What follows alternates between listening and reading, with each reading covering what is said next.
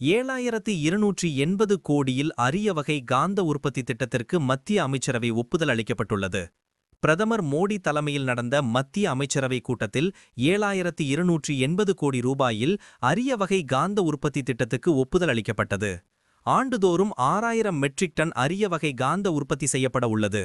மத்திய அமைச்சரவை கூட்டத்துக்கு பிறகு செய்தியாளர்களை சந்தித்த மத்திய அமைச்சர் அஸ்வினி வைஷ்ணவ், இந்த திட்டத்துக்கு 7280 கோடி ரூபாய் ஒதுக்க ஒப்புதல் அளிக்கப்பட்டது என்றார்.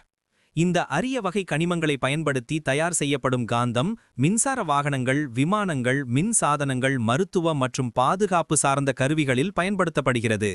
ஏல முறை மூலம் 5 நிறுவனங்களுக்கு இந்த ஒப்பந்தம் ஒதுக்கப்படும். ஒவ்வொரு நிறுவனத்துக்கும் ஆண்டுதோறும் 1200 மெட்ரிக் டன் காந்தம் உற்பத்தி செய்ய அனுமதி வழங்கப்படும். 7 ஆண்டுகளுக்கு உற்பத்தி செய்ய அனுமதி வழங்குவது என அமைச்சரவை கூட்டத்தில் முடிவு செய்யப்பட்டுள்ளது என்று அவர் கூறினார்.